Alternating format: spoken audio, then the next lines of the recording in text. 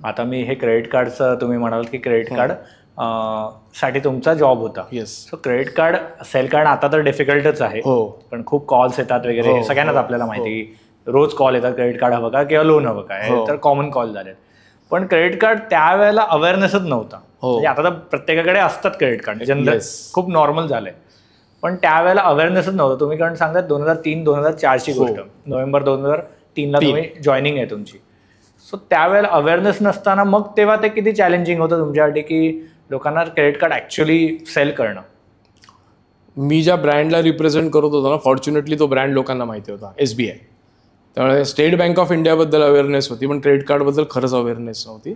त्यामुळे आम्हाला अगदी सगळं सांगावं लागायचं. आणि माझा स्वभाव असा होता की मी ॲडव्हान्टेजेसपासून डिसॲडव्हान्टेजेस सगळं सांगायचो.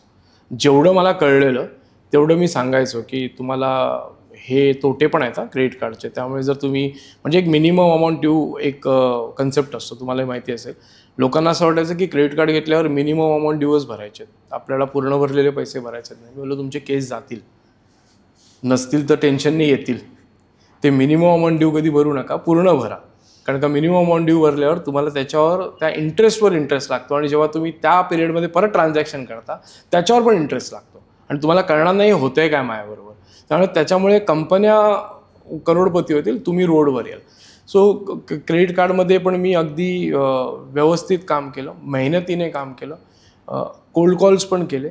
तिथून कोल्ड कॉल काय असतात हे मला कळलं. इनफॅक्ट की शॉप टू शॉप किंवा ऑफिस टू ऑफिस, रेल्वेची बिल्डिंग, पोस्ट ऑफिस, या सगळ्या ठिकाणी जाऊन मी काम केलं. आणि दॅट वॉज द रिझन की I was the topper in credit cards also. आणि जसा तुमचा प्रश्न होता सांगायला लागायचं, बऱ्यापैकी खूप कमी माणसं भेटायची की ज्यांना क्रेडिट कार्ड काय आहे हे माहीत नव्हतं. आणि खूप अशी माणसं भेटायची की ज्यांना क्रेडिट कार्ड पाहिजे. मी बदलापूरला राहतो, मी टिटवाळा राहतो, तेव्हा ते निगेटिव्ह पिनकोड्स होते.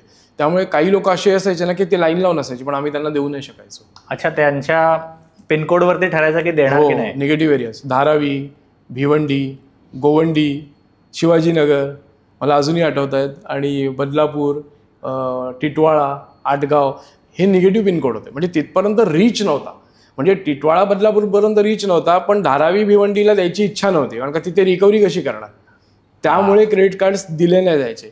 आणि या क्रेडिट कार्डच्या जॉबमुळे म्हणजे आता माझी थोडीशी मेमरी कमी झाली आहे, बिकॉज मी त्याच्यामध्ये डील नाही करत आहे. पण त्यावेळी मला पिनकोड अख्ख्या मुंबईचे पाठवते.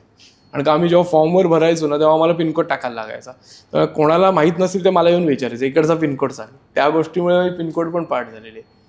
So it was difficult, it was not easy, it was not so easy.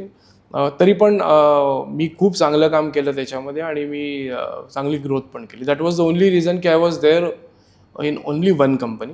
Me company change नाही केली. आणि माझी डेझिग्नेशन 1 वर्षाच्या वर कधीच सेम राहिली नाही. सो इन 5 years जो from sales executive to branch मॅनेजरचा जो ही जर्नी होती ती इट वॉज फंटॅस्टिक. आणि खूप कमी जणांना तेव्हाही जमलेलं. मला त्याचं खरंच प्राऊड आहे. हा व्हिडिओ तुम्ही इथपर्यंत बघितलाय म्हणजे तुम्हाला हा नक्की व्हिडिओ आवडला आहे. ह्याचा फुल व्हिडिओ आमच्या मेन यूट्यूब चॅनलवर आहे, तो पण जाऊन तुम्ही बघा. आणि आमच्या इंस्टाग्रामवरती आम्ही बरेच ह्याचे शॉर्ट्स आणि रील्स ह्याच्यावर अपलोड केलेले आहेत, त्या नक्की तुम्ही बघा आणि माझं चॅनल फॉलो करा.